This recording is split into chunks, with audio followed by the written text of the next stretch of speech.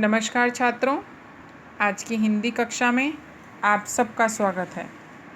आज हम सब पढ़ेंगे शब्द निर्माण प्रक्रिया। छात्रों, शब्द निर्माण हम 3 तरह से करते हैं: उपसर्ग से, प्रत्यय से और समास से। आज मैं आपको बताऊंगी कि किस तरह से हम नए शब्दों का निर्माण उपसर्गों के माध्यम से करते हैं। छात्रों, उपसर्ग तो आपने पिछली कक्षा 8 में भी पढ़े होंगे, और अगर आपके पास अपनी कक्षा 8 की पुस्तक है तो आप उपसर्ग उस पुस्तक से पढ़कर अपने ज्ञान को और भी बढ़ा सकते हैं। तो सबसे पहले मैं आपको बताऊंगी कि उपसर्ग कहते किसे हैं।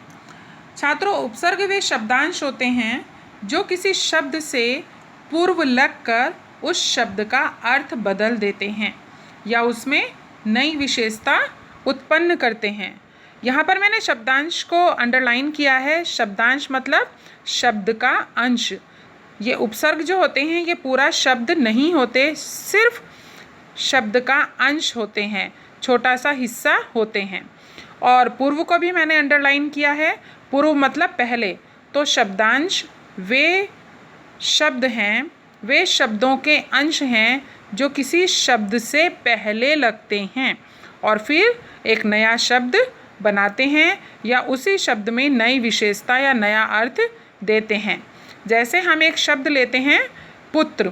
पुत्र में हमने उपसर्ग कु लगाया तो हमें मिला नया शब्द जो हमें मिला, वो मिला कुपुत्र। तो इस तरह हम देखते हैं कि पुत्र में कु उपसर्ग के लगने से पुत्र ने नया अर्थ ग्रहण किया। पुत्र क्योंकि पुत्र मतलब बेटा और कुपुत्र मतलब बुरा बेटा। अन्य उदाहरण उपसर्गों के इस प्रकार से हैं। सबसे पहले हम संस्कृत के कुछ उपसर्ग लेते हैं, जैसे अति। अति का अर्थ है बहुत ज़्यादा। यहाँ पर हम अति में आचार लगाएंगे तो बनेगा अत्याचार। अति में धिक लगाएंगे तो अत्यधिक। अति में उत्तम लगाएंगे तो अत्युत्तम। ये आचार, धिक और उत्तम मूल शब्द हैं और जो अति है वो उपसर्ग है।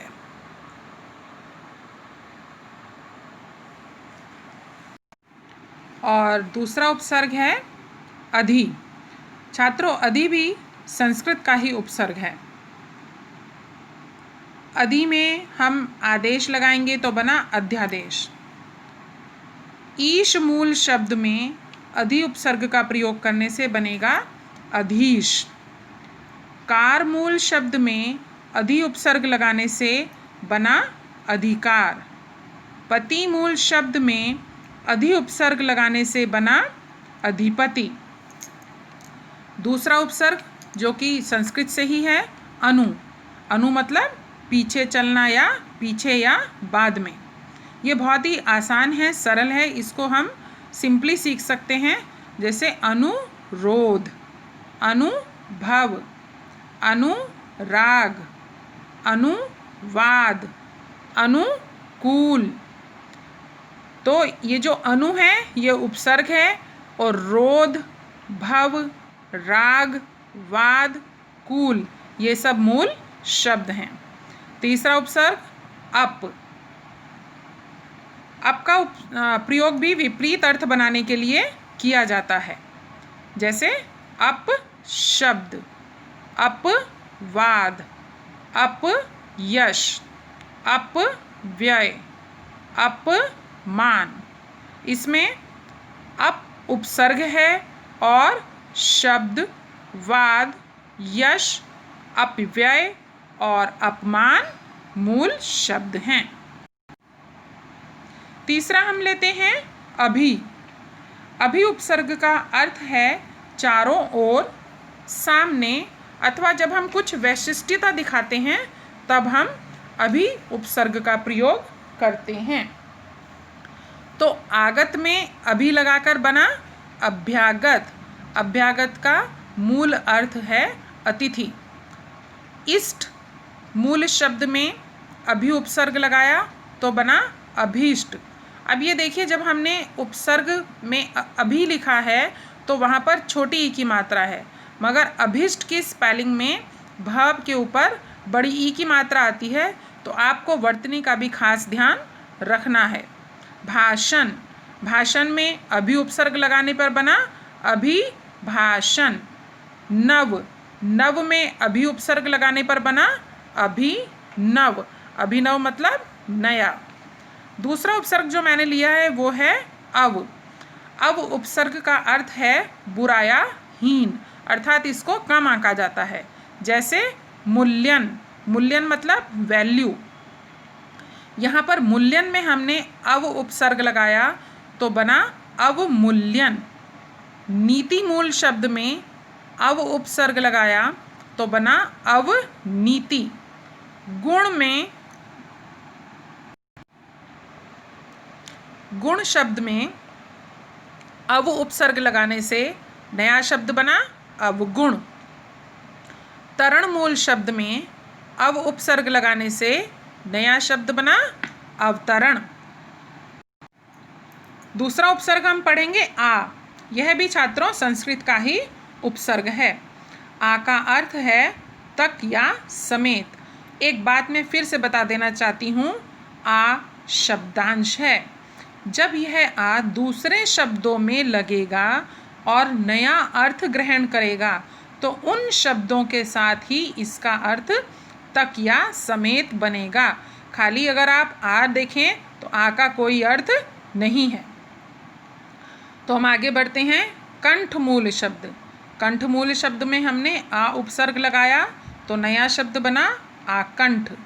कर्षण, कर्षण में आ उपसर्ग लगाने पर बना आकर्षण।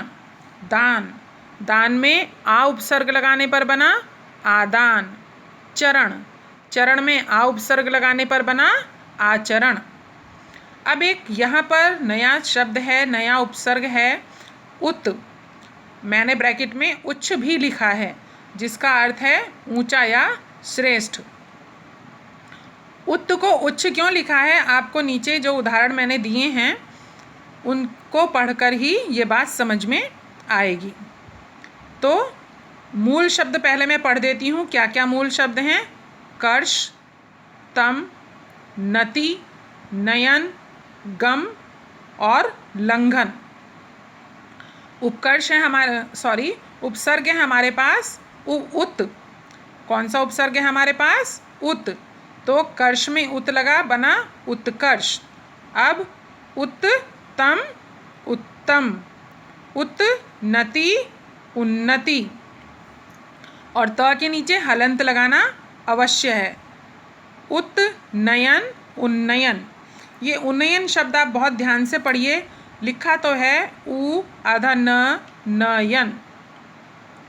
आप सोच रहे होंगे यहाँ पर उत क्यों आया, यहाँ पर तो उन्न आना चाहिए था, मगर क्योंकि उत्नयन मतलब ऊंचा, जो नेत्रों में ऊंचा उठे, क्योंकि यहाँ पर उत का मतलब है ऊंचा।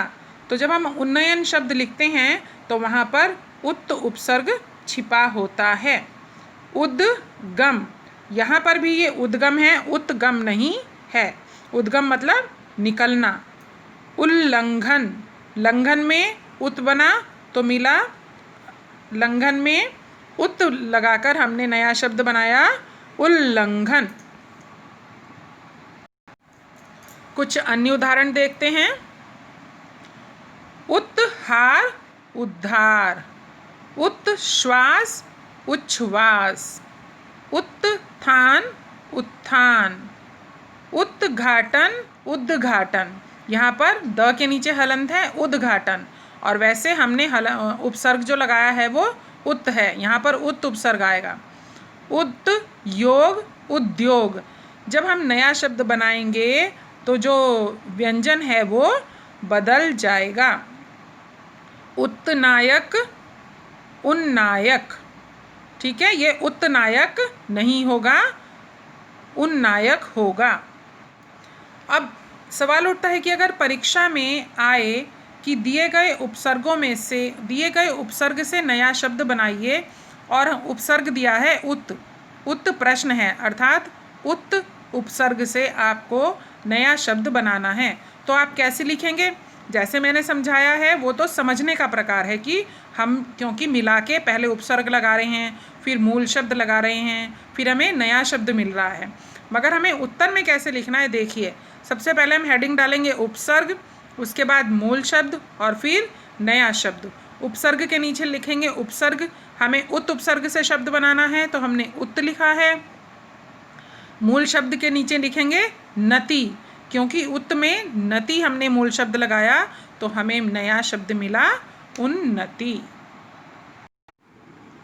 परीक्षा में प्रश्न कुछ इस तरह से भी आ सकता है, जैसे दिए गए शब्दों में से उपसर्ग व मूल शब्द अलग कीजिए और शब्द आपको दिया गया है उद्योग, तो आप हेडिंग डालेंगे उपसर्ग, दूसरा हेडिंग डालेंगे मूल शब्द।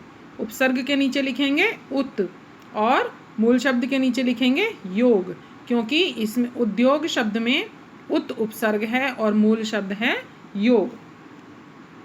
दूसरा उपसर्ग जो हमने लिया है वो लिया है उप। उप उपसर्ग का अर्थ है निकट या समान। यह भी बहुत सरल है, हम इसको साधारण तरीके से पढ़ सकते हैं।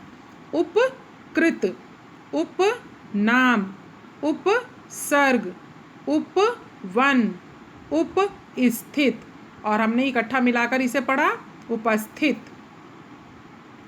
तो हमने अभी पढ़ा उप उपसर्ग। उसके बाद दूसरा जो उपसर्ग है वह है परा। परा का अर्थ भी, परा को भी हम विपरीत अर्थ को, जब हम विपरीत अर्थ लिखते हैं या विपरीत अर्थों का प्रयोग करते हैं तो उसके अर्थ में हम उसका उपयोग करते हैं। तो पराजय से जो कुछ शब्द बनते हैं, कुछ उदाहरण मैंने लिखे हैं, जैसे पराजय, पराभव, पराक्रम। एक शब्द मैंने और लिखा है पराधीन, क्योंकि कुछ बच्चे, मैं इतने सालों से पढ़ाती रही हूँ तो कुछ बच्चे मुझे इस तरह का भी उत्तर देते हैं कि मैम पराधीन भी परा उपसर्ग लगाकर ही बनता है, पर नहीं, पराधीन परा उपसर्ग लगाकर नहीं बनता। पराधीन में पर उपसर्ग लगा है और मूल शब्द है अधीन, क्योंकि अगर हम परा को अलग करेंगे, परा उपसर्ग को अलग करेंगे और इसमें से मूल शब्द लेना चाहेंगे तो धीन रह जाता है। धीन का अर्थ यहाँ पर स्पष्ट नहीं होता। पराधीन का अर्थ होता है दूसरे के अधीन, तो दूसरा मतलब पर और अधीन मतलब दूसरे के कंट्रोल के अंदर। तो ये अधीन इसमें मूल शब्द है और पर उपसर्ग है। तो इस तरह से जो पराधीन शब्द है वो परा उपसर्ग से नहीं बनता है।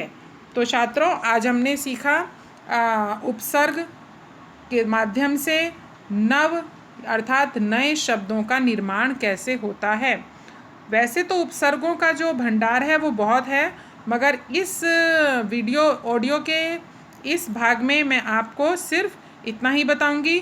बाकी का भाग आपको मैं अगली वीडियो में ज़रूर दूंगी। धन्यवाद।